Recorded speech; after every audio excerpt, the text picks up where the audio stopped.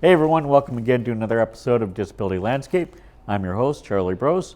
With me per usual is my regular co-host, Mark Knutson. Mark, who do we have today?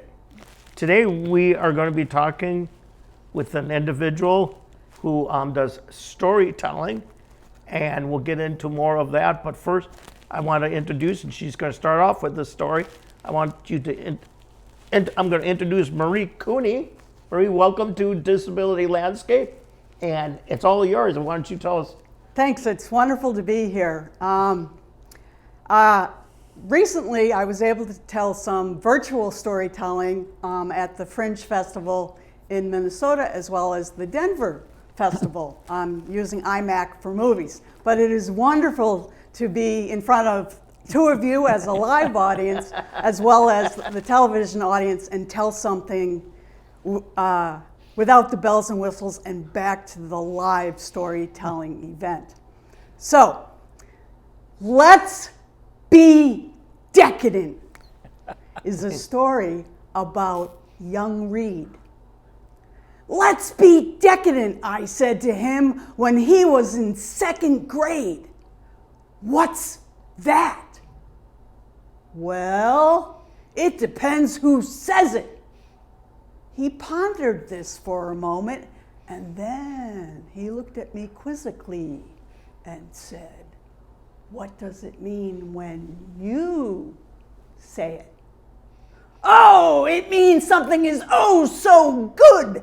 Some people think it is sinfully awful. I, on the other hand, think it is sinfully delicious. Oh, wow! So what do you want to do when we're decadent?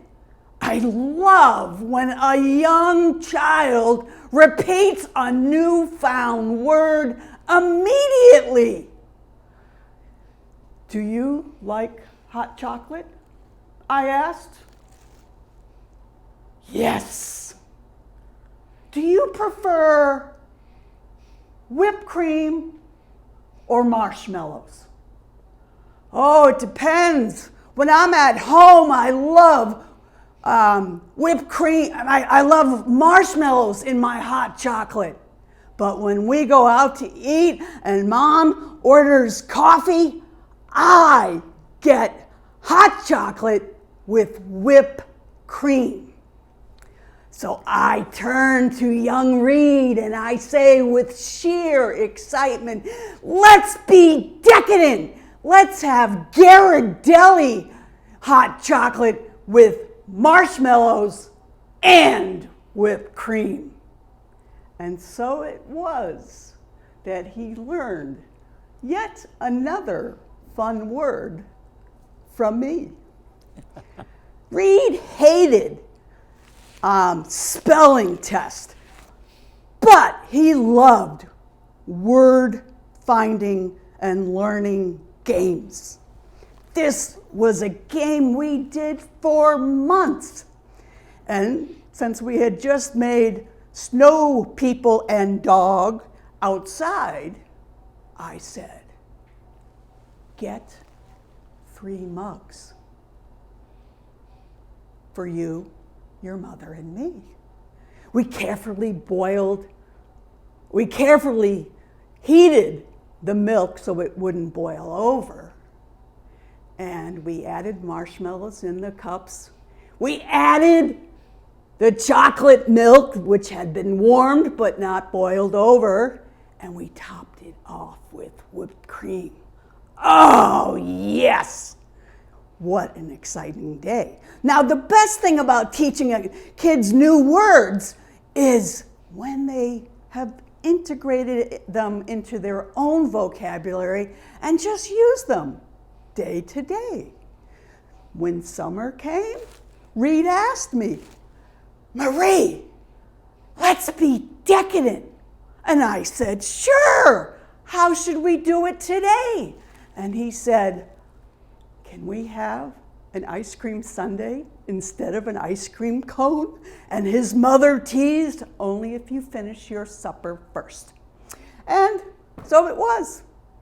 We used that word and a whole bunch of other ones as he continued to grow up. Marie, that was a great story. Let's be decadent, correct? Yes. All right. I didn't say it as loud as you did. How did you come about with that story? I just loved this young boy, Reed. He's much older now, but So it's an actual person. it's actually based on a real person. Oh, it is? Okay. And a real experience. And one day I just said to him, let's be decadent. And knowing that it can mean something very positive and fun, Yep. or something awful, I thought it'd be a fun way to teach him at his young age that some words have a different meaning depending on who says it. Certainly. And Okay. I cut it off for time reasons, but Right. when I told the story at the Minnesota Fringe, I did the longer version of when he says, let's be decadent in front of his grandmother, and it does not go well. But I rescued him from the aftermath. That story came from, most of my stories are true stories. There. Okay. And a friend of mine, I said to a friend of mine who used to teach at Hamlin, what's my genre? And she said, creative nonfiction, which is a polite way of saying based on the truth, but not always truthful, for the benefit of the Right. innocent and not so innocent, or for the benefit of the story. I've been known to say, do not interrupt my story with your irrelevant facts. Yes, I'm sure Reed's grandmother came from an era where decadent meant a whole different thing. Oh God, he ran out of the dining room crying, and I bolted right after him. Why is Grandma so mad at me? And I knew she wasn't mad at him. She was shocked he knew the word, and she was mad at me for teaching it to him. And probably a couple of other things. So you got into the storytelling when the world kind of shut down because of the coronavirus and the pandemic, and it sounds like you've had a blast doing them, though. I actually got into storytelling before the pandemic. Okay. Yeah. I started doing live performances in the Twin Cities area. Oh. I've worked in the theater for 30 years. Sure. And other entertainment industries. And I was a member of the Playwrights Center. Okay. When I sustained a traumatic brain injury, the thought of sitting down with a script was just more than I could deal with. And I thought, well, it should be interesting. It should be easy to tell a story. Yeah. Yeah, right. So I started doing short-term memory things of, could I remember a title to a story? Okay. Could I remember pieces of a story? And then could I write the story? And then word finding difficulties is part of a traumatic brain injury. Certainly. So if I have them, you can fill in the blank or I'll struggle through it. But it wasn't until I had autocorrect, that's the word I was looking for. Okay. Autocorrect kept fixing my spelling mistakes. Okay. Okay. So it Gotcha. wasn't Yeah. until I was reading stories that were done by hand that I'm going, I don't know how to spell. How is that possible? I'm a college graduate. I used to be a teacher.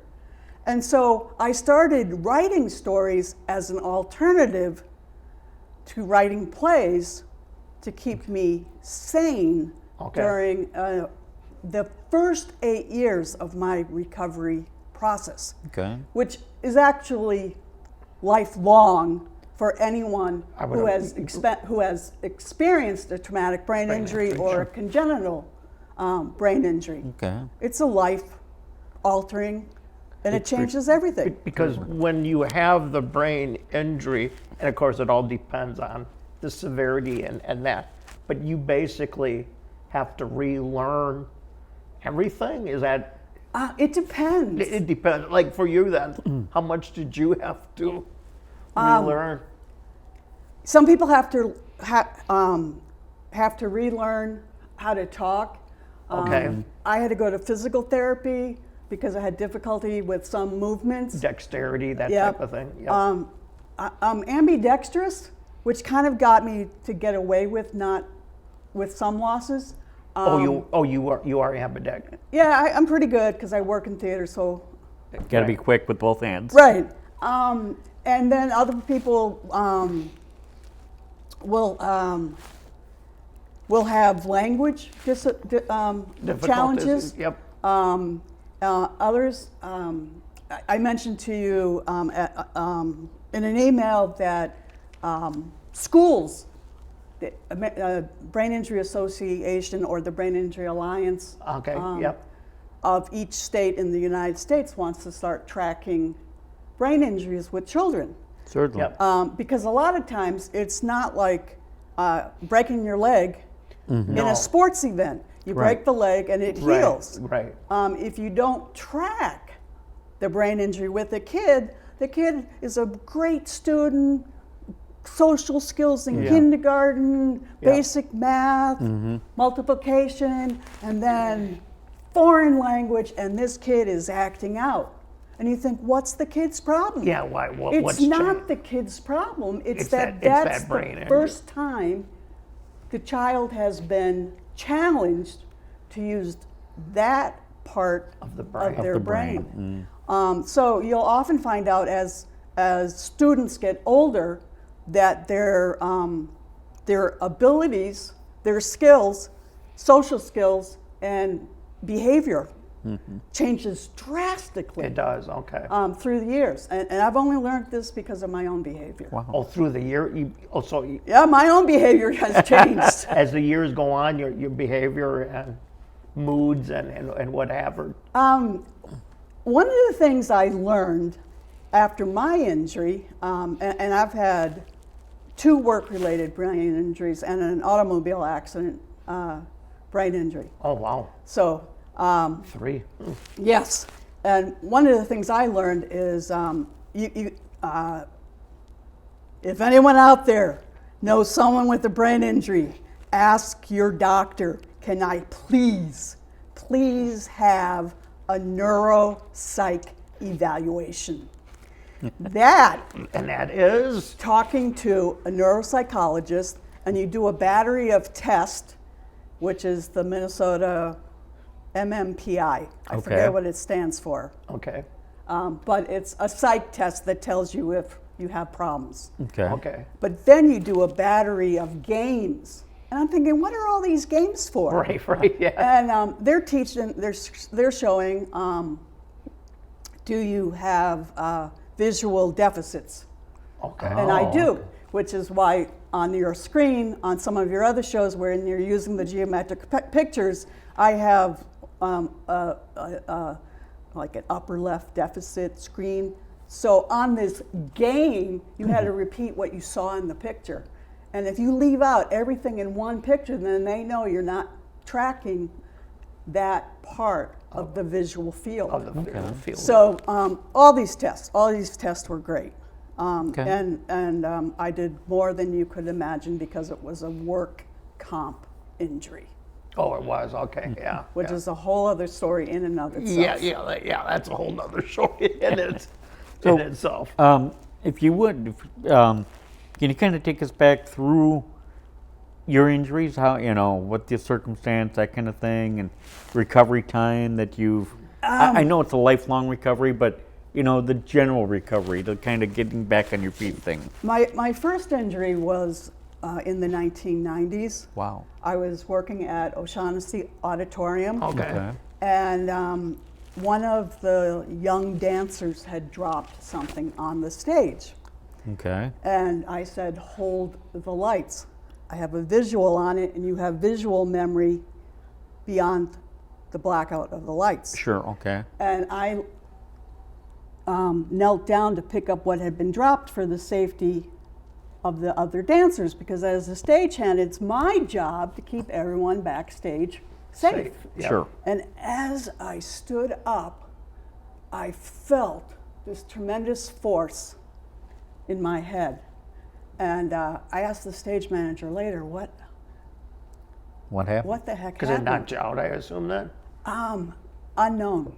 Unknown if I had loss of consciousness. Yeah. Brief or extended, but come back to that question of Right. consciousness. Right. So what And hit you? she said, from knowing what came next, when they held the blackout, that the senior boys did whatever you call a circle that dancers make on their toe. Oh, yeah, so pirouette. Yes. Pirouette, yeah. And that because they were holding a blackout, the boys were doing more warm-ups and waiting for the music cue of when the lights were going to go up. And that's when I got hit. Oh, so you got basically kicked in the My head. headset went off, my wait, did- eyeglasses broke. Oh, gosh. I saw the light. And it was not theater lights. Oh, wow. Really? It took me a year before I would fess up to my neurologist. And I said, Dodie Russell works with Abbott, or at least she did, a nurse practitioner. And I said, Dodie, I experienced my dad when I got injured. Wow. And she said, tell me more. And I said, he reached out. And I said, the dead are not supposed to touch the living. And I was communicating with him without words, but we perfectly understood each other. And I thought she was going to think I was wacky. Right, right. And I had a play that was being produced at a local church, and I said, no, Dad, no. I have my play. It's being done tomorrow. And then he disappeared. And when did this take place again? This was 1995 or 1996. Wow. when you were recovering. No, when I got hit, Oh, okay. That's what I was at going to say. the moment of impact, Of impact is I when you saw. Oh, experienced and that's the my light. I'm sorry. dad, Wow. who had died when I was 21. Oh, And so Dodie, who I am grateful for from this day forward, and you can look her up, Dodie Russell, nurse practitioner, probably Abbott Hospital, said, Marie, there's anecdotal evidence of those things happening. Wow. And whatever way it happened, your father was there when you needed him most.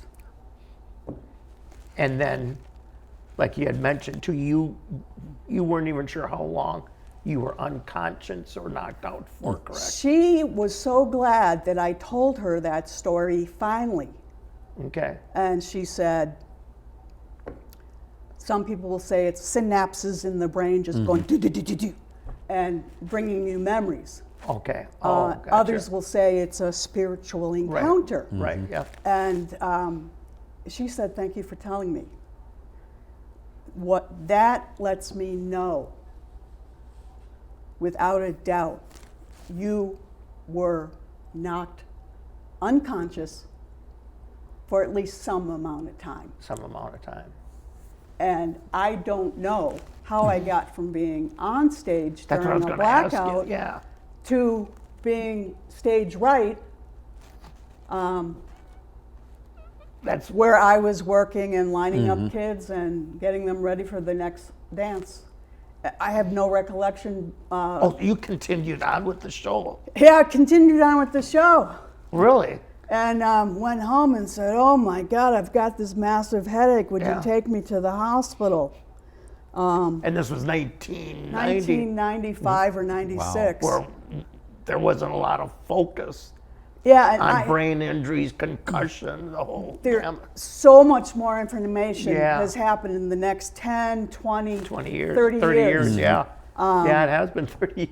Almost, 30 years. yeah. So the injuries have gotten exponentially worse, Yeah. but the knowledge of how to treat brain injuries Right. has gotten Better, exponentially better. So, I'm curious, why you have a pile of pajamas in front of you. Pajamas. This, I was doing live open mics and telling stories pre-pandemic. Okay. And when the COVID pandemic hit, it was, oh my God, I can't work as a stagehand and I can't go to open mics as a storyteller. Yeah. I'm stuck at home. So I thought to myself, what if I use various pairs of pajamas to tell stories and use iMovies for Mac Sure. to integrate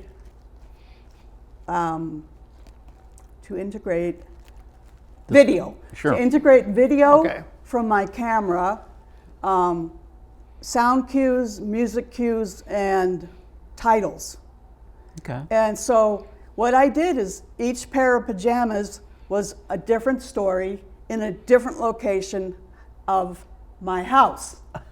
And Pajama Stories on YouTube, which is private, you have to get a link to it for me, has, all right, this is me, brain injury moment, Okay. concentration and word deficit. So anyways, visual aids, compensatory strategy, which I learned at Courage Center. Camo pajamas was about the boys who lived downstairs who caught me wearing camo pajamas and thought it was the greatest thing in the world. The story, Be Decadent, that I told in my favorite doggy pajamas was used on my adult stories when I did excruciating pain, because I went to the hospital in excruciating pain wearing my doggy pajamas. Okay. And then I wore Yeah, I was going to say, how do you work peanuts I into wore Snoopy pajamas, telling a story about four-footed furry friends. And the question is, are people basically a cat person, a dog person, it? Right? neither, or both? That's that story. You decide. And then this was a fun story that I also told with the adults using my green plaid. I have an Irish Catholic heritage, and I told a COVID comfort food story about my Irish grandmother's recipe for Irish soda bread. And the reason I told that story was I had the green pajamas, Okay. and the recipe used soda bread, not yeast. And everybody was looking for yeast. And I didn't need it. So, want to touch on this real quick. We have a book here called Can't Someone Fix What Ails Me? Yes. What's the significance of this book to you? If I could take it for just a minute. Oh, certainly. The two, Nikki Abramson is a friend of mine who has since passed away, but she was one of the co-editors. Okay. And when I did the Fringe Festival live in 2019, she was one of my guests. And she was working on this book. And after being my guest to a live show, she said, would you be my guest? Would I be her guest? Her guest, yep. As a writer. And so she and her co-editor, Barb, edited this book. And it's mostly 21 stories of people with various disabilities or the people who care for and about them. Okay. And most of the stories are Twin City based, but because they put the word out wide and we have Facebook and all sorts of social Yep. media Yeah, connections, there are some stories that are beyond that. But I'm going to leave this here with you, Right. because then you'll have some contacts within Yeah. the Twin Cities of various types of disabilities, some Okay. of which you've already covered Right. with guests on your program.